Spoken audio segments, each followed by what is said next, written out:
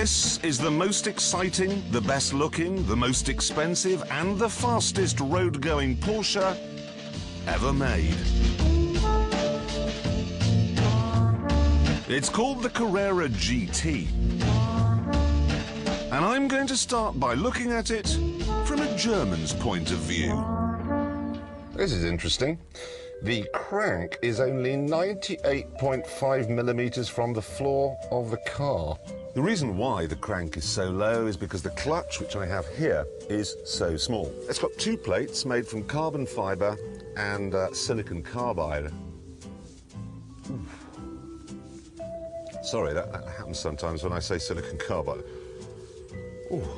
Anyway, let's see how much it weighs. Pop it in the scales that we have here. And we've got some sugar. There's 2 bags, 3 bags, and 4 bags. Oh, look at that. Less than 4 bags of sugar.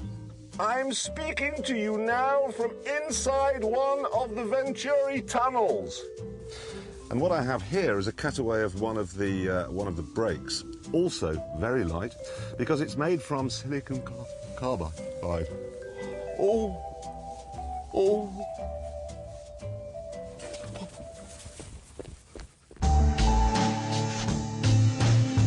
At this point, a German would come out of the lavatory, say everything's perfect, and move on. But I'm not German, so let's look at it from a British point of view.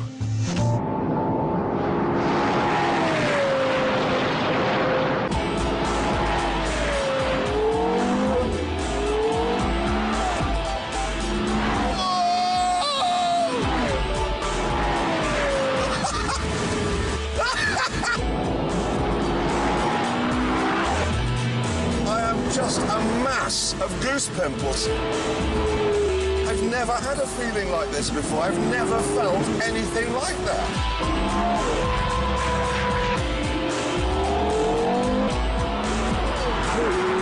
Listen to that engine! It's a 5.7-litre V10. Originally designed for racing. But now, it's in a road car, and the effect is absolutely mind-blowing! The performance figures really are biblical. You get 612 brake horsepower, and that means 0 to 60 in 3.9 seconds. Flat out, you'll be doing 205. Even in the fastest, most exotic cars, there's a point where the power starts to lose its battle with the friction of the air. But in this, there's no let-up at all. It's like it's moving in a vacuum. 120, 130, 140, 150. It just isn't going to stop.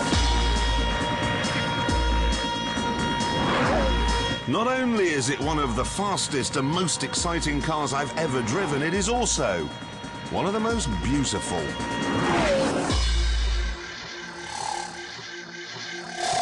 It isn't styled with the verve or the passion of a Ferrari or a Lamborghini.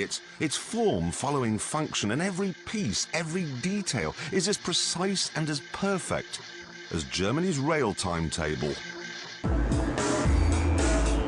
Really, there's only one car this can be compared with, the McLaren Mercedes SLR we tested 2 weeks ago.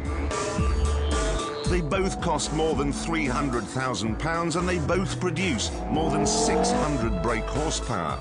But there is a crucial difference.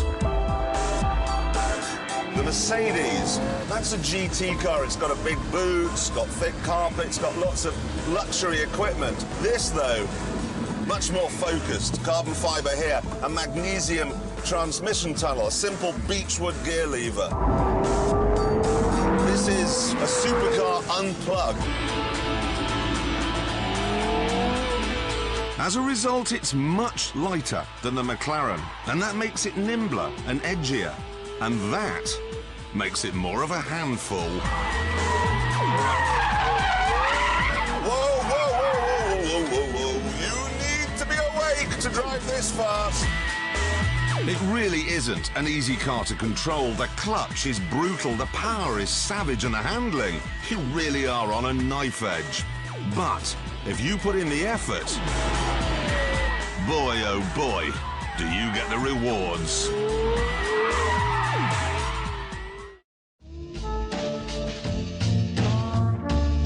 Normally, I like British and Italian cars because they have so much soul and character. German cars I always find are long on engineering but a bit short on passion. This, though,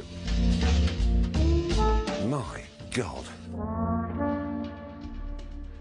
It's that good, really. It is a phenomenon. Honestly, mind-blowingly good. So I'm expecting it to beat the McLaren Mercedes, which is at the top of the board, of course, 120.9, because they've both got the same power, but the Porsche is 240 kilos lighter, which is a lot. Thing is, though, that McLaren Mercedes is easy to drive, automatic. You can go very, very fast, and it's not difficult. The Porsche, well, put it this way. You know the Stig, right? Mighty car control. Oh, yes. He got into that Porsche. Right, here we go. And we've actually got a tape, which I think we can show you, of his first attempt. Where's that? Have a look. Here he comes into the hammerhead, very close to the tyres, and honestly, it's a pig. It's a monster. The Mercedes forgives you. That, make a mistake, it bites your head off. It's that simple. He had another go after that, spun it again, and again, and again. But then, after a whole morning's practicing, he was ready to take on the Mercedes. OK, this is the big one. Masses of wheel spin off the line down to the first corner.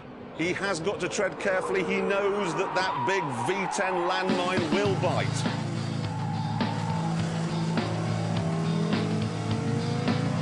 I am actually surprised he's playing his power ballads today because really he has... Look at that through Chicago. He's gently on the power, doesn't want to lose it. He really doesn't want to lose it. Bit of a wiggle, he's OK, coming up to the hammerhead. This is where he spun it before, cannot afford a mistake now.